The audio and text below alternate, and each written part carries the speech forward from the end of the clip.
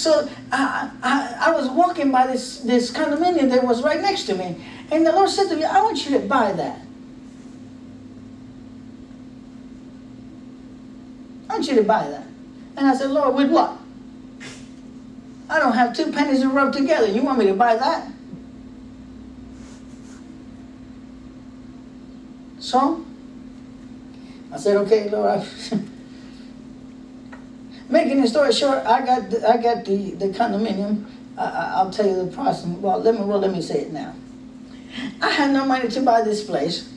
It had been a year since I gave the diamond ring away. It was exactly to the year. I was walking by this place and he tells me to buy. So now I used to remodel homes at that time, and I'm driving down 71st and Yale in Tulsa, Oklahoma, and I could see the BOK sign, Bank of Oklahoma, a big tower building. And I knew there was a bank in there. And I'm driving, this time it's 6 o'clock, okay?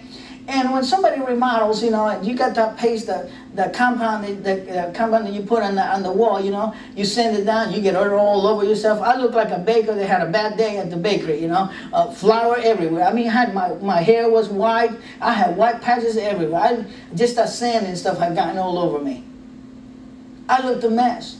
And the Lord said to me, he said, I want you to go bang on that door, and I want you to ask him for a loan. Now listen, everybody in Oklahoma thinks that if they see a Spanish guy, he's a Mexican. So can you imagine some Mexican-looking guy knocking at this big old 12-foot doors, banging in there, and somebody opening the door and asking for a loan? How stupid can you look? So I said, Lord, I said, you crazy? I said, you want me to go do what? I said, if it's your word, I'm going to go do it. So I drove up to the place, parked the car right in front by the door, got up, and I'm banging on the door. And I see this tall fellow with blonde hair coming up. He was pretty tall. And he opens the door. He just opened up a crack about that big. He said, can I help you? I said, I need some money. I need a loan.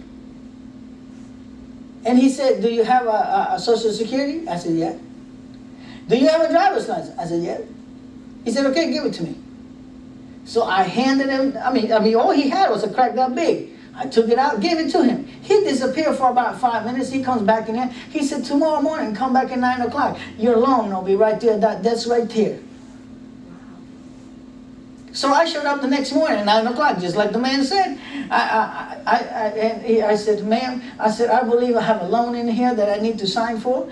And he said, what is your name? I said, Oscar Rivera. He said, oh, it's right here, Mr. Rivera. He says, they just brought it down from I forgot the department that they approved the loans. And he said, it's right here. All you have to do is sign it, and here's your check.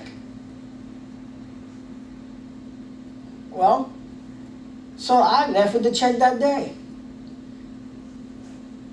You need to fill up at least 30 pieces of paper in order to get a loan from back in Oklahoma. You don't just go there and ask for a loan and, you know, without filling out any information, background check. I knew it was an angel that had opened the door.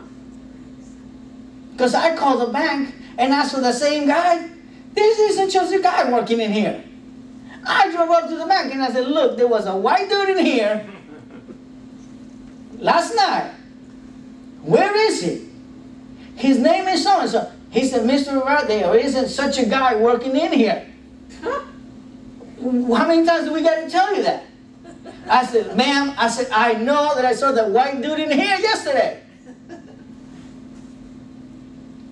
Well, I did that for like 7 days straight. I figured I'd go talk to different people in the bank to see if there was that man by that name in here. And there was nobody by that name in here. So it was an angel that came in.